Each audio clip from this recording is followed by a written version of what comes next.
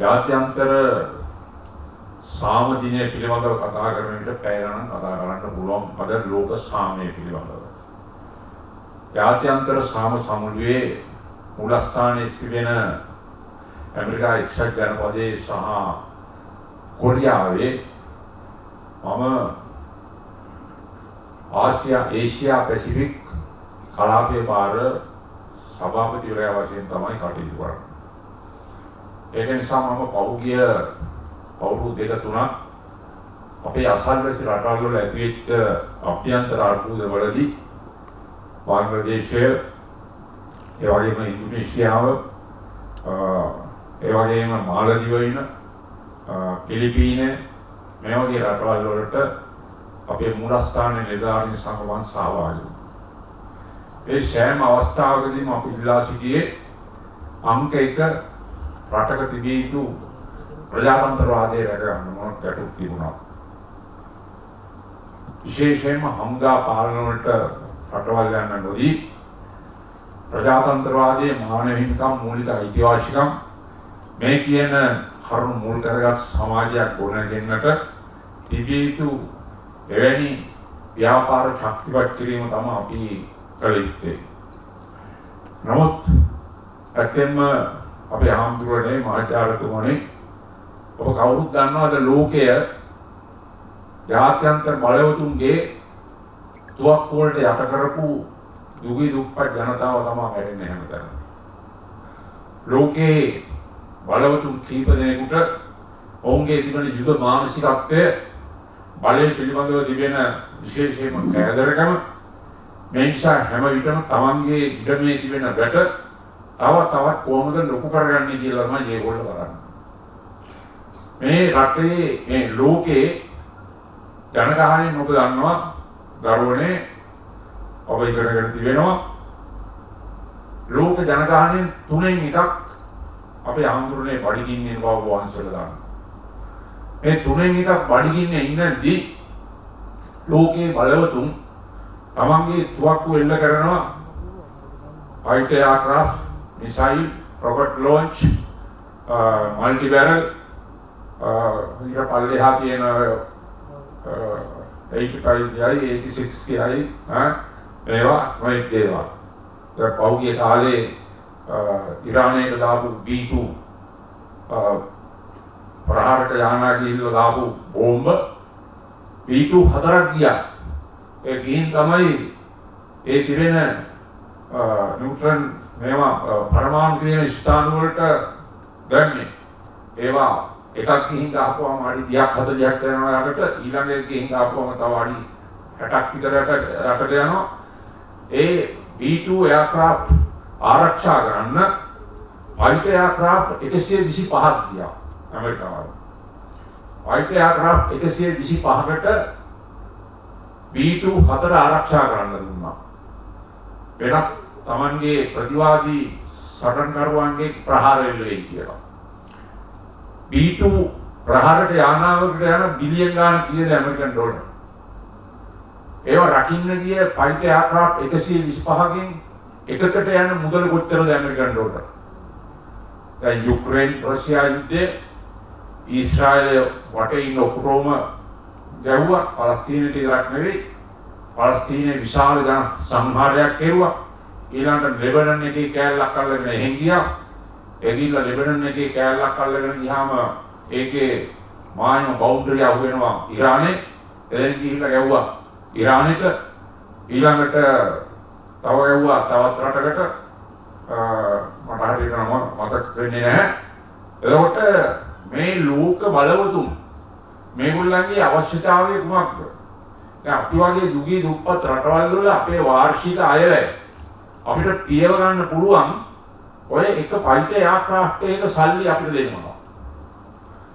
නමුත් ලෝක බලවතුන්ට අවශ්‍ය වෙලා තිබෙන්නේ මිනිසුන් මැරීම, බලය ශක්තිමත් කර ගැනීම, තමන්ගේ වැට ඉස්සරහට ගැනීම මිසක් සාමය නෙවෙයි. ඒ විතරක් නෙවෙයි, ඒ යුදාවුද නිෂ්පාදනය කරන සමහර රටවල් වල එක්සත් ජාතීන්ගේ සංවිධානයේ සම්මත කරපු ජාත්‍යන්තර ට්‍රක් ප්‍රඥප්තිය විශේෂයෙන්ම පරිසරය පිළිබඳව. අපි මම ජනාධිපති කාලේ අස්තන් කෙරුවේ විශේෂ එක්සත් ජාතීන්ගේ සමුළුවක් තිබුණා පැරිස් වල. ඒකට කියන්නේ පැරිස් මේ පරිසර සමුළුව ලෝක සමුළුව කියලා.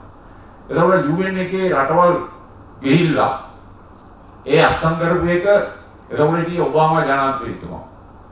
ඊට පස්සේ දැන් ඉන්න මහත්තයා. දැන් ඉන්න මහත්තයා කියන්නේ පළවෙනි සැරේ ආවා. මේ දැන් ඇවිල්ලා ඉන්නේ දෙවෙනි සැරේනේ. පළවෙනි සැරේ ඇවිල්ලා එයා කිව්වා අපි UN එක අස්තන් කරපු පරිසර ප්‍රඥප්තියෙන් අපි ඇමරිකාව අයින් වෙනවා කිව්වා. ඒ අයින් වීමේ ප්‍රතිඵල තමයි ඇමරිකාව තුලම ගිනි ගන්න ඇමරිකාව වරින් වර. ඒ කියන්නේ පරිසර විනාශය සඳහා පාවිච්චි කරන හැටි.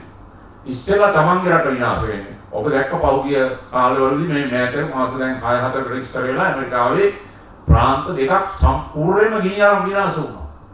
ඒක හේතුව මොකක්ද?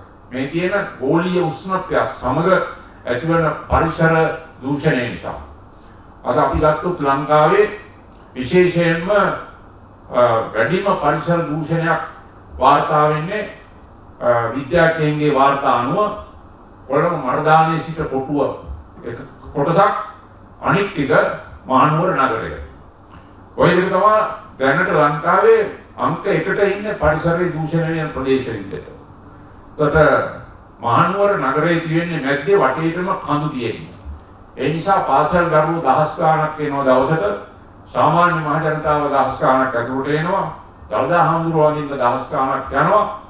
ඒත් එක්ක මේ ඇති වෙලා තිබෙන තත්ත්වයක්. ඒක නිසා මේ සාමය කියන එක අවශ්‍ය වෙන්නේ තමුන්නාසලා අපි වගේ පුංචි මිනිස්සුන්ට නෙවෙයි. මේ සාම සංවිධාන බල කරන්නට ඕනේ ලෝකේ බලවතුන්ට අංක 1 බල ආයුධ හදන එක නවත්තපළවා. ඒකයි අංක 1. අර පාප්පහන්සේ ජනාධිපති කාලේ වතුකානුවට ආරාධනා කරපු වෙලාවෙත් මම ගියාම පාප්පහන්සේ මාත් එක්ක කරපු සාකච්ඡාවේ මගෙන් ප්‍රශ්නයක් ඇහුවා. මම ඇහුවා ඒ කාලේ රටවල් කීපයක යුද්ධ තිබුණා. මගෙන් ඇහුවා මේ ලෝකේ යුද්ධ නවත්තන්න මොකද්ද ඔබතුමාගේ යෝජනාව කියලා. මම ඉතින් පොඩ්ඩක් අසීරුවටපත් වුණා. මොකද මගේ ඔළුවේ තියෙන ඒ කියන්නේ ලොකු දිග හැලක් වැය ගන්නට තියෙනවා. ඉතින් පාප්පහන්සේත් එක්ක මට ඔය ෆ්‍රැන්සිස් පාප්පහන්සේ මේ පෞද්ගලික දවස්වල අපිට අයිනේට ඒකට මම උත්තරයක් දෙන්නේ නැතුව පාප්පහන්සේ දිහා බලලා මම hina වුණා. hina වුණාම පාප්පහන්සේ කිව්වා ඒක කාරණය වස්ස ලෝකේ මේ යුද්ධ නවත්තන්න හැම රටක්ම ආයුධ හදන එක නවත්තන්න ඕනේ කියලා. එතන තමයි ප්‍රශ්නේ තියෙන්නේ. අපේ ගමේ මිනිස්සු අතර තියෙන කැත්ත පොල්ල පීය කඩුව ඒවා නවත්තන්නවට වඩා අතන තමයි ප්‍රශ්නේ තියෙන්නේ. ඉතින් ඒක නිසා ලෝක ජාත්‍යන්තර සාම දිනයක් එක්සත් ජාතීන්ගේ සංවිධානය ඇති කළේ මේ පිළිබඳව බලවත් ප්‍රශ්නයක් තිබෙන නිසා. දැන් පෞද්ගලික අවුරුදු දෙක ගත්තාම අපිට පේනවා එක්සත් ජාතීන්ගේ සංවිධානය අසරණ වෙලා ඉන්නේ. අසරණ වෙලා ඉන්නේ. නැත්නම් විශේෂයෙන්ම ඊශ්‍රායලයේ ගහපු ගැහිලි වලදී UN එක කියපුවාම මේක නවත්තන්න කියලා. ඒකට ඇමරිකාවයි NATO එකයි මොනතරම් ආයුධ ඇරියද? ගහන්න ඕනේ ඒ ආයුධ දැක්කම බය හිතෙනවා අපිට. මේවා දැක්කම බය හිතෙනවා. ඉතින් එවැනි පරිසරයක් තිබෙන්නේ. අර චන්ද්‍රයාසෝයි සමහත්මයා කිව්වා වගේ බුදුන් වහන්සේගේ ධර්මයේද ක්‍රිස්තුස් වහන්සේද එහෙම නැත්නම් මහමත්තුමාද එහෙම නැත්නම් හින්දු ආගමේ භගවත් ගීතාවේ තිබෙන කාරණා අනුවද සාමය කියන එක මනුෂ්‍යකම මිනිසුන්ට වගේම සියලු සත්‍යයන් මිනිසුන්ට විතරක් නෙවෙයි ඔය ප්‍රහාර ඉල්ල කරපුවාම මැරෙන්නේ මිනිස්සු විතරද අසරණ සත්තු කොච්චර මැරෙනවද ඒ ජීවිත ඒ වෙන විනාශය කොච්චරද ඒකෙන් පරිසර දූෂණය කොච්චර සිද්ධ වෙනවද මහ පොළවේ සත්තු ඉන්නේ කැලෑවල සත්තු ඉන්නේ ගංගා ඇලදොල වල සීපාව සතුන් ඉන්නේ ඒ තුලින් මිනිස්යන් මොනතරම් බලපෑමක් ඉන්නවද අපිට යහපත් ජීවිතයක් ගත කරන්න. ඒ සත්තු ඔක්කොම නැති වුණොත් එහෙම අපිට ජීවත් වෙන්න බෑ දරුවනේ. ඒ පරිසරයට අවශ්‍ය මූලික දේවල් අපිට නැතුව යනවා. ඒක නිසා ඊටමත් හොඳ මාතෘකාවක් වැදගත් දෙයක් මේ ජාත්‍යන්තර සාම සමුළුවේදී මට මේ ගැන පැය ගණන් කතා කරන්න පුළුවන්. නමුත් අපේ නායක ස්වාමීන් වහන්සේ නමකගේ නායක ධූරයට දැන් වෙන උත්සවයේ ආනන්ද පොළොන්නරුවේ මම ඉක්මනට යන්න ඕනේ. මම නිකන් දැන් බලාගෙන ඉන්නවා ඉතර.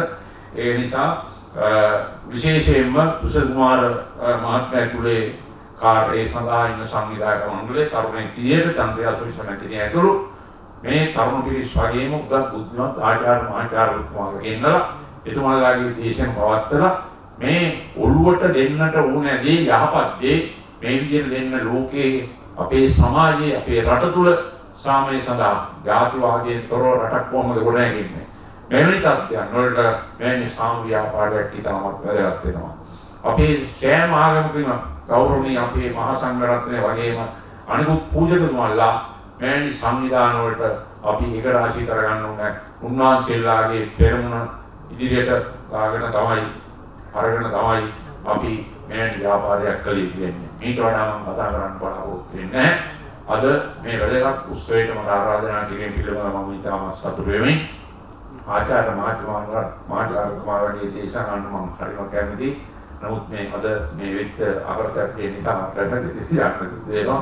ඒ නිසා ඔය සියලු දෙනාට මේ කාර්යය ඉතාම ශක්තිමත් ලෙස ඉදිරියට ගෙන යන්නට ඒ අවශ්‍ය ධෛර්යය, ශක්තිය, අධිෂ්ඨානය මේ සඳහා කැපවීම ඔබ සියලු දෙනාගෙන් තිබෙනවා නම් මෙවැනි ව්‍යාපාරයක් ගෙනියන්න පුළුවන්.